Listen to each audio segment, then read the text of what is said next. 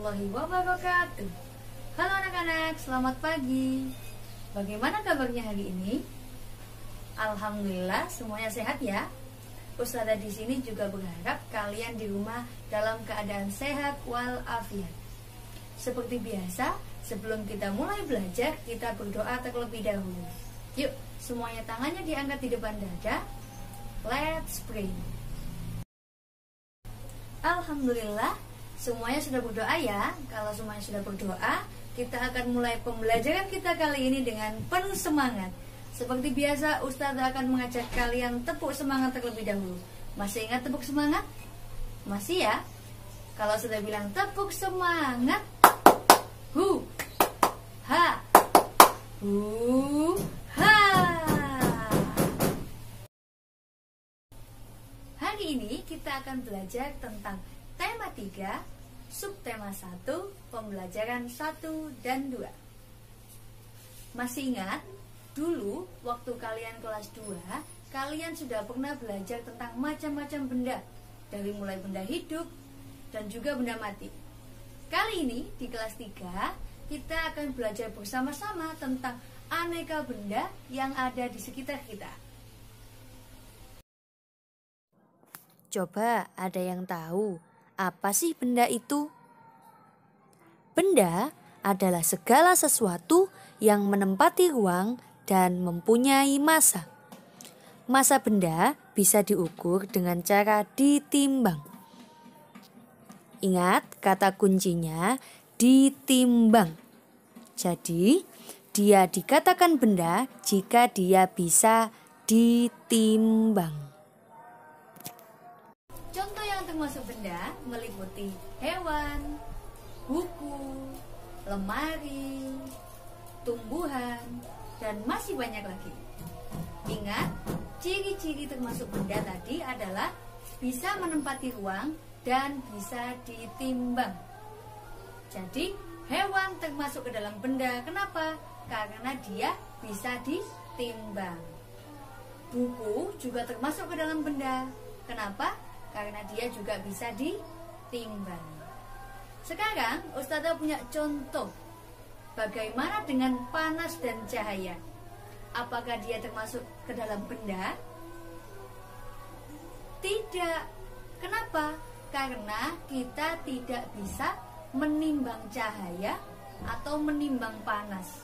Sehingga panas dan cahaya bukan termasuk ke dalam benda. Bisa dipahami?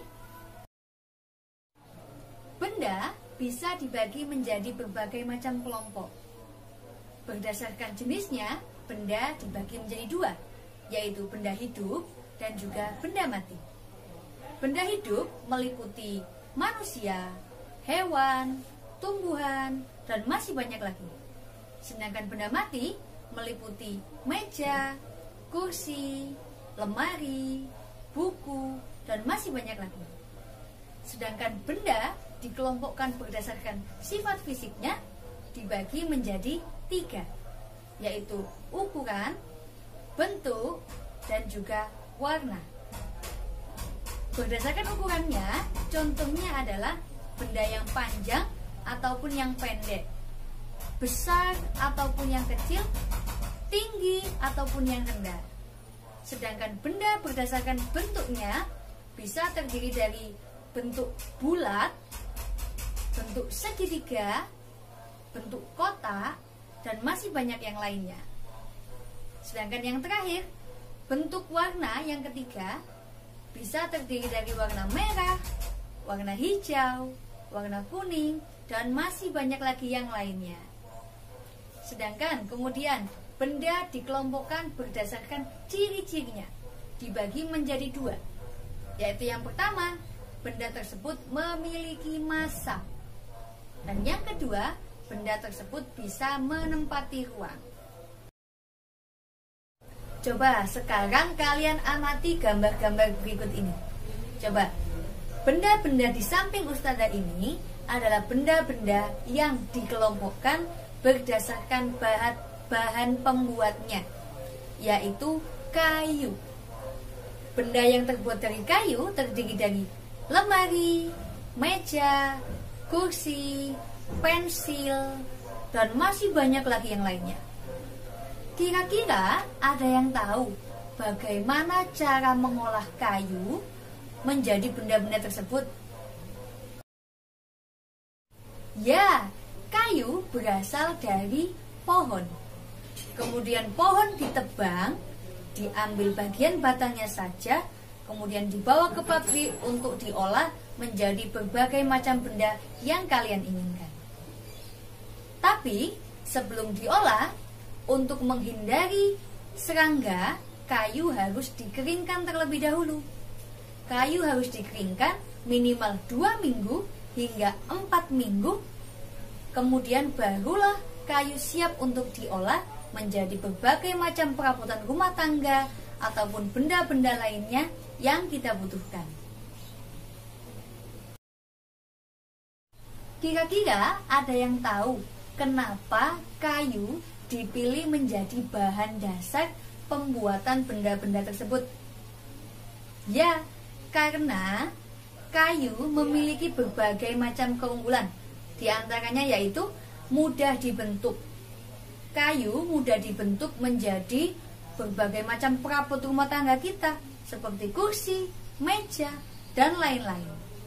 Kemudian, kayu juga memiliki sifat yang tahan lama atau awet.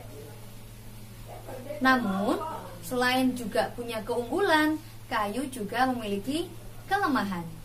Kelemahannya yaitu kayu ini bersifat mudah terbakar. Jadi dia tidak tahan dengan api. Kemudian, beberapa jenis kayu juga dapat mudah terserang serangga atau rayap. Sekarang coba kalian amati benda-benda berikut ini. Benda-benda berikut merupakan benda yang dikelompokkan berdasarkan fungsinya, yaitu digunakan untuk mengukur.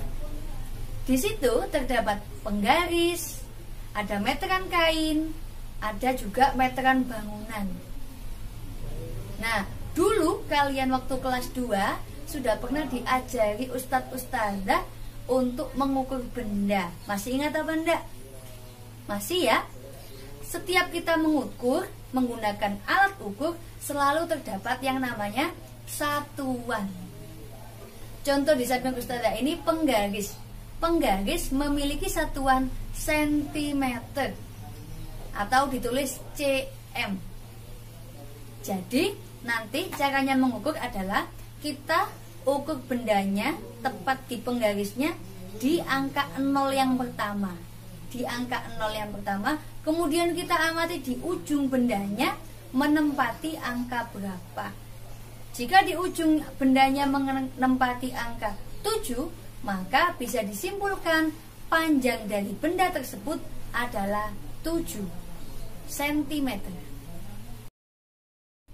Nah, sekarang kalian latihan sendiri mengukur benda yang ada di kitab tema halaman 7.